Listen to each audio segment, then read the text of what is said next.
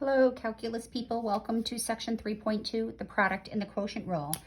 Very important section to pay attention to. So let's just jump right into it. Let's find the derivative, dy dx, for the function y equals x squared times x cubed. Well, no, in this particular example, for y equals x squared times x cubed, we can just rewrite that as, well, that's just 2 plus 3, x to the fifth, y equals x to the fifth. So in this case, we would multiply those two together, call y equal x to the fifth. So we would have y prime equal, use the power rule from 3.1, 5 times x to the fourth, and that would be my final answer. So the derivative of y equals x squared times x cubed is 5x to the fourth. What I'm getting at is don't do this. This is another do not do this. Y equals x squared times x cubed. Y prime, we'll take the derivative of that. We get 2x times the derivative of this, 3x squared, which would be 6x cubed, which is very different. These are the same functions, and these are very different results. This is correct. This is not correct. If you were to use the limit definition of the derivative, you would not get this answer. You may not take the derivative of a product by taking the product of a derivative. If you go back to 3.1, we had a sum rule and a difference rule, an addition and subtraction rule for derivatives. We may take the derivative of a sum of functions. We may take the derivative of a difference of functions, but we may not take the derivative of a product by simply taking the derivative of each piece and multiplying. The derivative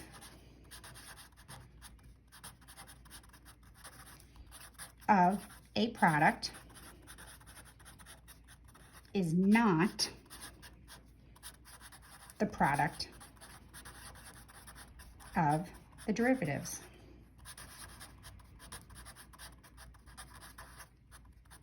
So you cannot take a derivative if you have a product. You may not just take the derivative of the first piece and then multiply it by the derivative of the second piece. It is not true. We have a template called the product rule for derivatives that will work for any product and allow us to take the derivative of a product. So if we have the product of two functions, we may not just take the derivative of the first times the derivative of the second. It's not true. We just saw it in that example. And again, you can always use the limit definition and try it out that way and see what the result would be. But the purpose of chapter 3 is to create, this beginning of chapter 3 is to create templates to avoid using the limit definition over and over again. Right, the derivative of a product, ready? So we have one function times another. It is, you take the derivative of the first function, and then you take the product and you just multiply it by the plain old second. But it keeps going, plus the plain old first function times the derivative of the second. So we have a sum, and in that sum we have two terms, and in those terms there's a product. It's the derivative of one function and then the plain old other function. Now, just to note, different books present this different ways. Often books switch these two. They'll put this first and then add that. It doesn't matter because addition and multiplication commute. I prefer this rule, and I'll explain shortly why this rule, I think writing it this way tends to be better. Okay, but you could write it as f times g prime plus f prime times g. Same thing. Right, but I like this guy, so I'm going to emphasize this. Oops, sorry, I didn't mean to shake you. I call this my corny cloud. If I call it or I draw a corny cloud, often I put stars, so let's even make this better. My corny cloud with stars says, you know what, this is kind of important. You really need to remember this. So my corny cloud with stars, you need to remember this, okay? All right, so we know the derivative of x squared times x cubed is the same thing as the derivative of x to the fifth, which was 5x to the fourth. We saw it previously, but let's use this product rule. The product rule says when we take the derivative of a product, we take the derivative of the first function. So this is my first function, this is my second, the derivative of the first times the plain old second. You never take the derivatives next to each other. So the derivative of the first times the plain old second plus the plain old first times the derivative of the second. All right, you may think that that doesn't look like what we got on the previous page, but let's clean it up. 2x times x cubed is 2. X cubed is x to the 4th. Plus, well, we have the constant 3. We have x squared and x squared, which is x to the 4th. And what is 2x to the 4ths plus 3x to the 4ths?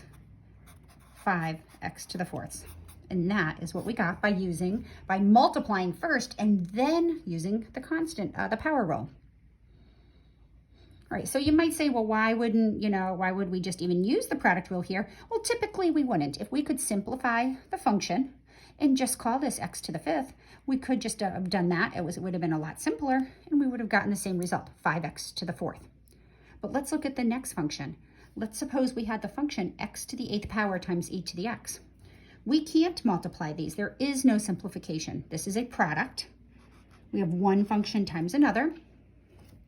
So to take the derivative, we need to use the product rule.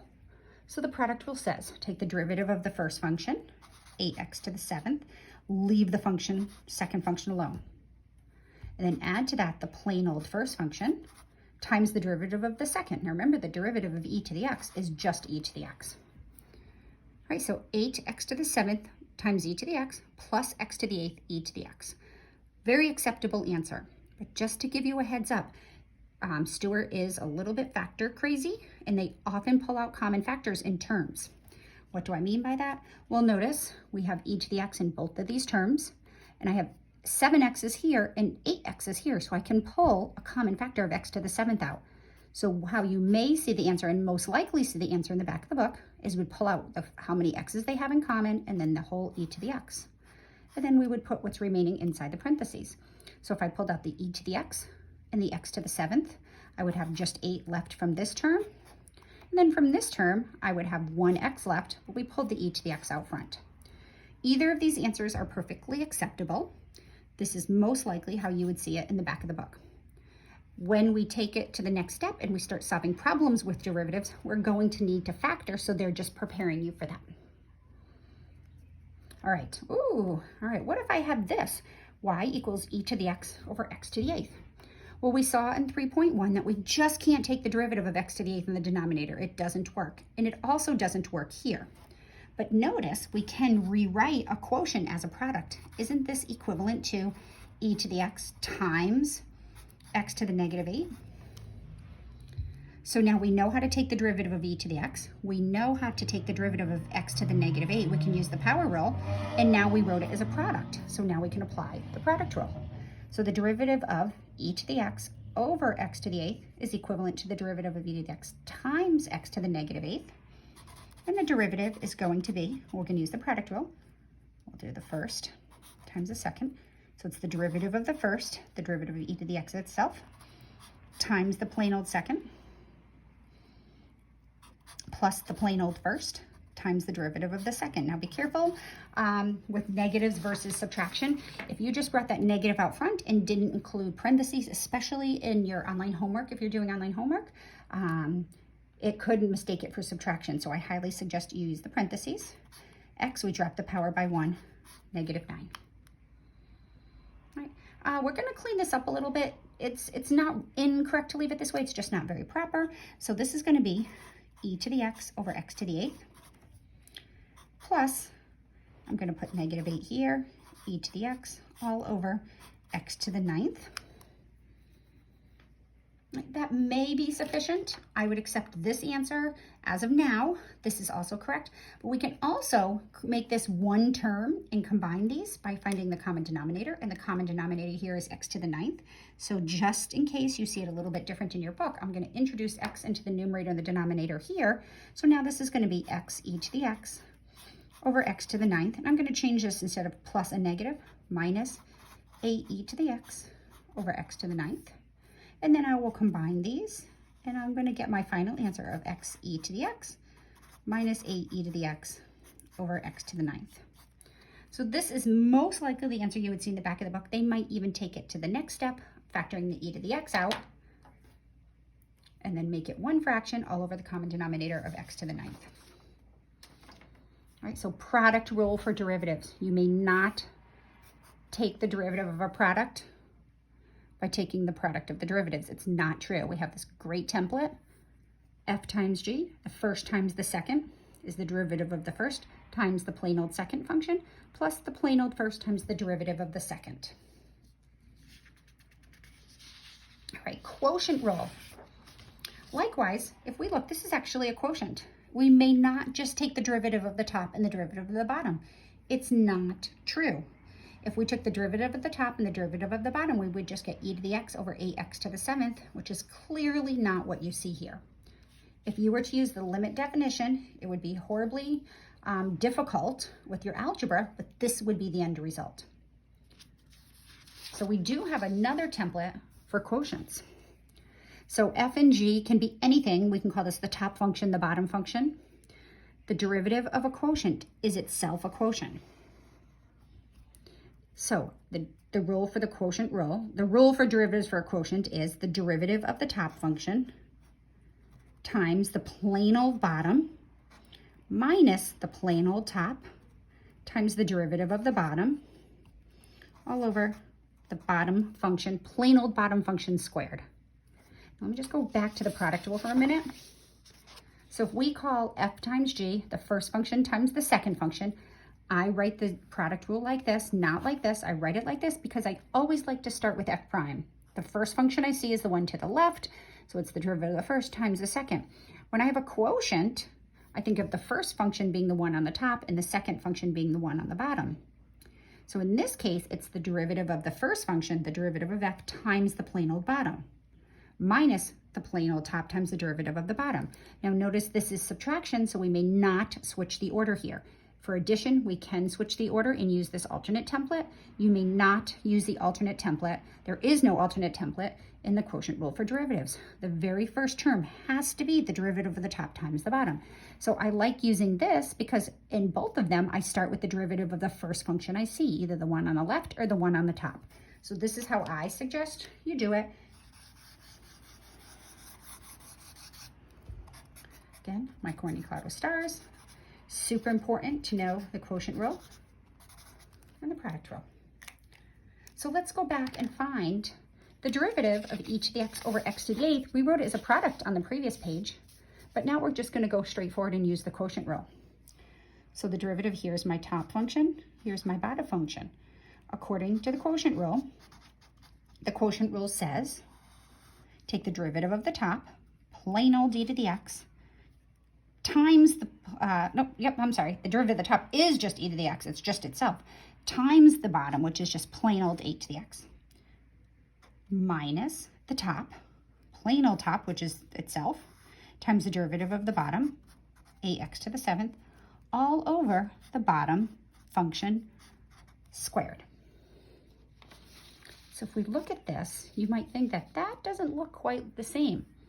But if we do the algebra and we clean this up, notice that these, we can pull a factor of e to the x and x to the 7th out.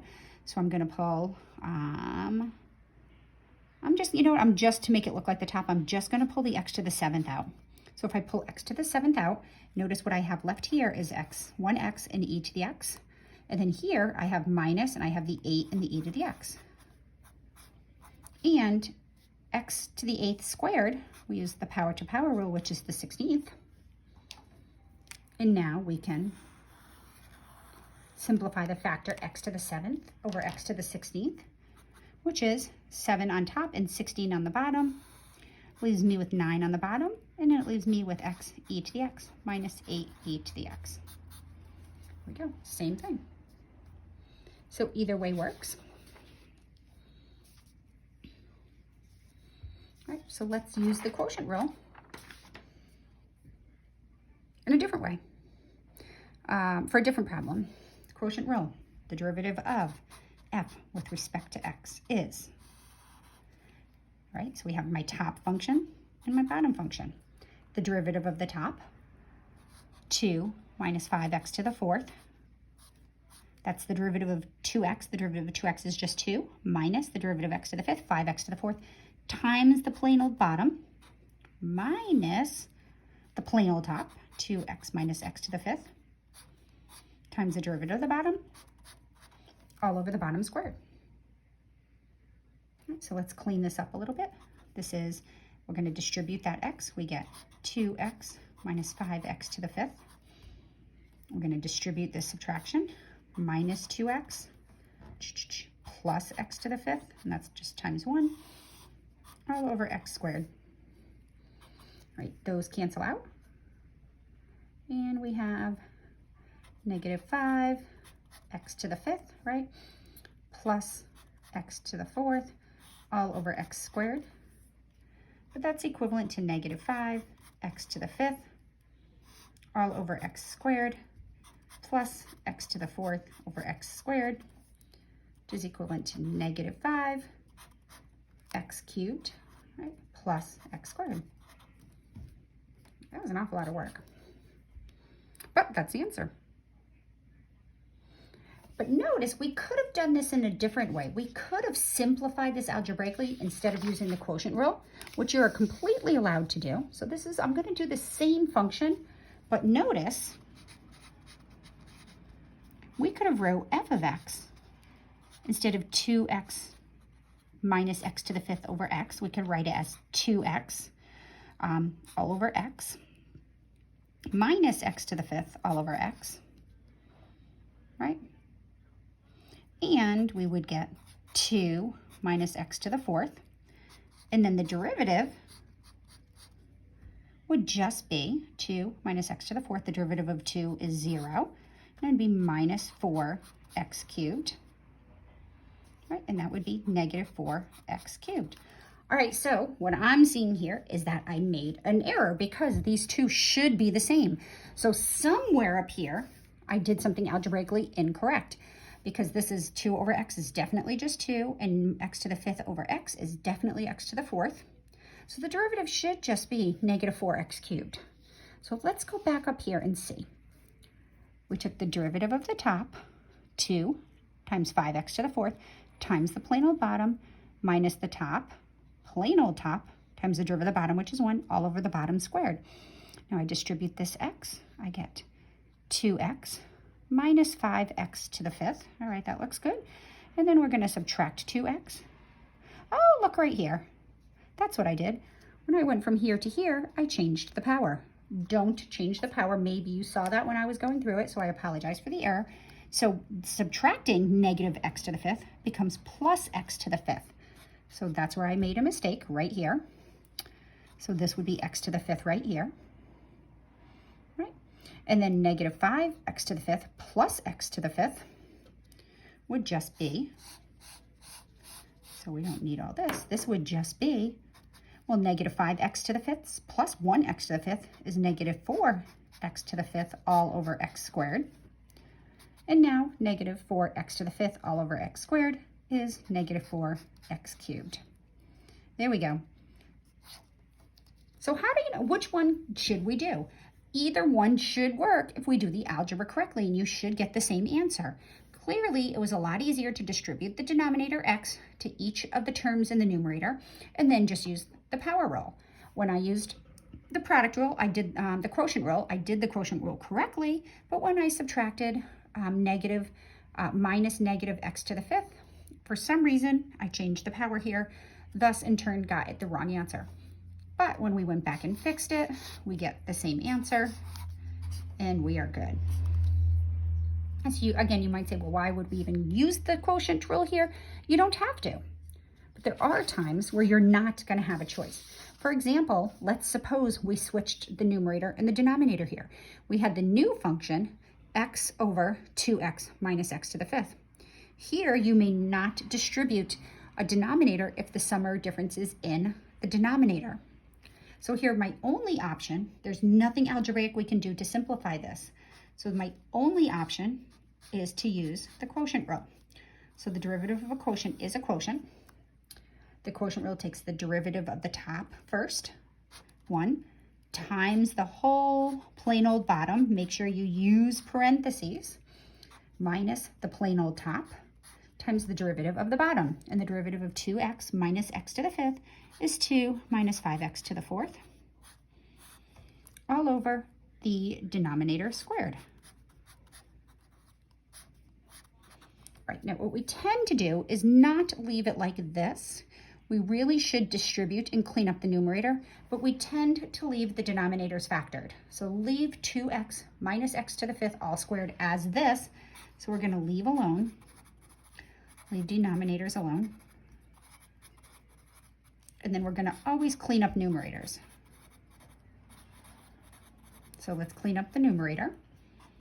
So obviously 1 times anything is itself, 2x minus x to the 5th, minus, now let's not make a mistake here again. That was going to be minus 2x, and then minus minus becomes plus 5x to the 5th, all over 2x minus x to the 5th squared. So the 2 x's cancel, and then we get negative x, 1 negative x to the 5th, and we have a positive 5x to the 5th, so that's 4x to the 5th, all over 2x minus x to the 5th quantity squared. So assuming I didn't make another algebra mistake in there, that should be our answer.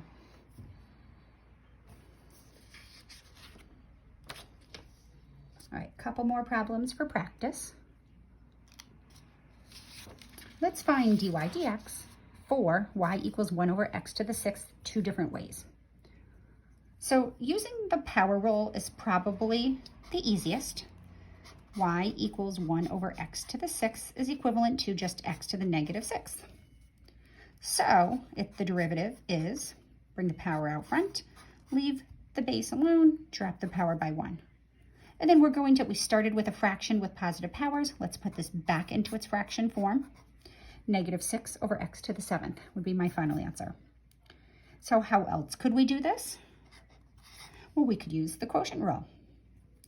If we have y equals 1 over x to the 6th, we have a fraction. Here's the top, here's the bottom.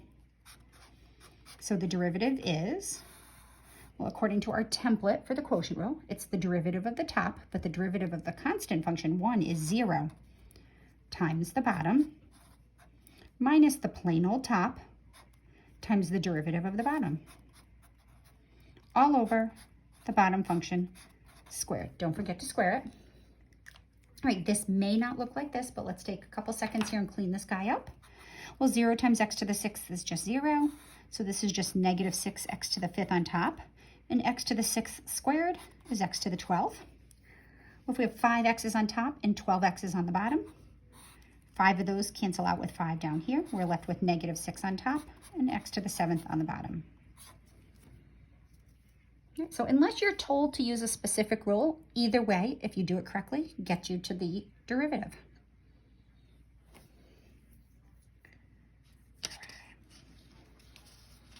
I'm going to get wild and crazy with the next problem.